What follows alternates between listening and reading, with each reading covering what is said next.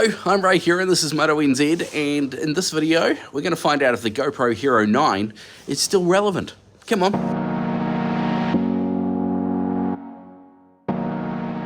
It's a damp old morning, and this morning I am recording this video on the GoPro Hero 12 looking forwards and the GoPro Hero 9 looking at me. And so the question is the GoPro Hero 9 still a good buy? Is it still relevant in this day and age? You know, the Hero 9 was the first of GoPro's cameras to take the current form factor. It was, in my view, the return to form from GoPro. I mean, I owned a GoPro Hero 3 and didn't do anything with GoPro from there up until Hero 9. I didn't buy any of the in-between ones. Because they just weren't relevant. They had issues. And yeah, the 9 has issues as well. The 9, 10, 11, 12 arguably all have issues. But you know, one thing GoPro's always done really well is they've always had a really good image. They've always been pretty good at getting the most out of the processing and sensor that they put in each offering. Even right back at the Hero 2, Hero 3 days, they just weren't, you just couldn't match them. And so the Hero 12 is out now, pretty much the same form factor as the Hero 9, 10, 11. So the question is the Hero 9 still relevant and still worth buying? I checked this morning, and the Hero 9 you can pick up for between $745 and $749. And the GoPro Hero 9 is still available at $425 from some retailers here in New Zealand. The Hero 10 is $499. And I didn't see the price of the 11, but I know you can still get it. Yeah, it's got a different processor. Yeah, it's got different processing. It's got a different sensor. But it's still capable of 5K 30p compared to the newest offering, the Hero 12, at 5.3K. Hero 9 is arguably more prone to overheating, but you've got to remember what kind of camera this is, right? This is an action camera. This is not a cine camera. This is not a handy cam. This is not a camcorder. This is not something that you're meant to be using in the house to record your daughter's 3rd birthday party. Yeah, it'll do it. And in that scenario, you're unlikely to be recording for an hour solid. You're going to be recording clips, right? Arguably, this that I'm doing right now, it's not even made for this. It's made for action. This isn't action. This is a morning commute.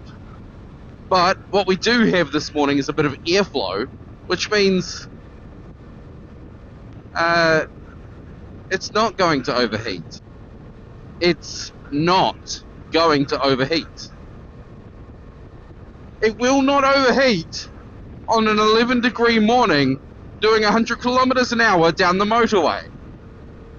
What about battery life? Battery life is what it is. It's waterproof with the hatch closed, and with the hatch closed, I'm probably going to get maybe an hour of recording out of it. Maybe a little bit more. Get one of those little replacement flaps with the hole in it, run the USB-C off the bike, and it will record for as long as the bike's running, right? It'll fill up the SD card. Oh, but they have funny little issues. To be honest, issues as in it'll stop recording for no reason whatsoever. It'll do weird things. It'll corrupt a memory card. If I'm honest, yeah, I've experienced those issues, but only with a sub-level SD card. People don't realize that not all SD cards are created equal. You need a fast SD card. It's writing a hell of a lot of data to that SD card when you're recording at 4K or 5K. So yeah, I have experienced issues with a slow SD card, but get a V30 or above, 28 gig, I haven't had a single issue with a GoPro. So, let's get down to it. Is it worth buying? At $425, and the features that it has in it, yeah, it doesn't have star streaks and all those other cool things, those nice to haves, but it will record at 5K strapped to the side of a motorcycle or an airplane or a jet ski or whatever it is that you get into. So I think at $425 it's almost disposable. Even $425 is a lot of money, but you know what I'm saying. So yes, I have to conclude. It has been a short video if I conclude right now, but I gotta say, the GoPro Hero 9 at $425 is a bargain. But, caveat to that, if you can stretch to the 12, any of the ones above the 9, the only reason you'd buy the 9 is because it's cheap, right? Or the cheapest option. One thing I do like from the 9 though, is it does still have the GPS module built into it. And I have strapped this to a mate's motorcycle and sent him around a track before. And then we put the footage through a telemetry overlay program. And man, it came back with some data. And my mate was able to extract that data and analyze it, because that's the kind of guy he is. And extract some pearls of wisdom from it. It's a risky position though, to put a GoPro in on the side of a motorcycle or the front of a motorcycle, anywhere on a motorcycle, on a racetrack, because the chances are that rider's going to drop that bike and that camera's going to get annihilated. And so that makes a stronger case, I believe, for the GoPro Hero 9 over the 10, 11 or 12. I've had questions lately from other people. I've got a Hero 5 and I'm thinking about upgrading it. What should I get? Should I get the Insta360 X3? Should I get the Insta360 One RS? Should I get the Hero 12? I think from the likes of the Hero 5, you got to remember the step-ups they made at Hero 9 level. We got the incredible image stabilization. We got a marked increase in resolution to 5K. We got some serious upgrades. And unless you've played with the Hero 9, 10, 11 or 12, I don't think you're going to note. I don't think you'll realize how much of a step up these cameras are. I mean, the 9, as I've said, to me was the first of the current generation that could just do absolutely stunning imagery. And I came to the 9 from the 3. And it was an incredible upgrade. So if it's your first action camera, and you can't afford the 12, then yeah, the 9 I think would be okay. But if you can possibly get to it, I think if it's your first action camera, the 12 would be the way to go. If you're going to strap it to some machinery in some potentially risky environments, then maybe the 9 is the better option. Yeah, I'm going to say that. If you're going to strap it to the side of a motorcycle, the 9 is on a racetrack. In an environment that you could potentially damage it, the 9 is the better option because it's cheaper. Oh, she's a damn cold old morning this morning, 11 degrees, after the weather we've had lately. Come on! But you know what's really cool about the 9, 10, 11, 12 is they all have the same form factor.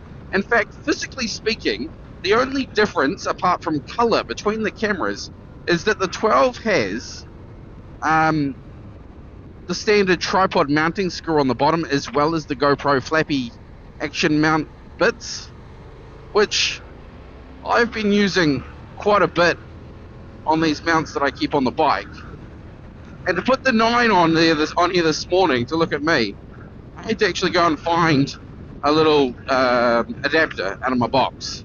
Where the 12, it just has that screw and it attaches easily.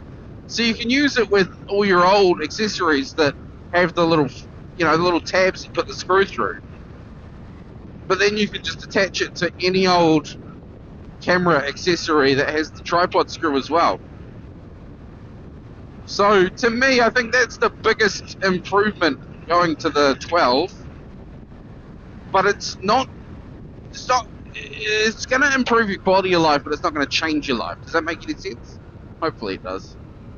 So yeah, if you're coming from anything less than Hero, say 8, 9, great option, especially if you're putting it on the side of a motorcycle. It bit my tongue. Oh. If you're, like, I would say, to me, the Hero 9 has a better image quality, it looks better, the footage does, than the DJI Osmo Action 1 to 3. I would say it looks on par with the Osmo Action 4 from DJI. Oh, we're getting wet now. So yeah, Hero 9. Definitely still relevant in this day and age. And there you go. My thoughts, of course, my opinion. I appreciate you watching though. Thank you so much for joining me on this wet commute. I'm currently wearing the Rivet Off-Track 2 jacket and pants, and we're putting it through its paces because it comes with a rather big claim of waterproof. And so far it hasn't leaked, but this rain is just getting heavier and heavier, so we will see. Nah, it's going to be fine. We've already done that, haven't we? We did a video on testing the waterproofing. So if you've watched this far through the video, chuck 44 in the comment box below, and I'll know that you've watched. And as I said in the previous videos, I'll put you on my Christmas card list. Thank you so much for joining me. If you've got any questions, chuck them in the comment box below. That always seems to work pretty well, especially with negative comments. Like button, subscribe button, that all works too. Really appreciate your support on this channel, guys. This is not sponsored by GoPro or anyone else in the slightest.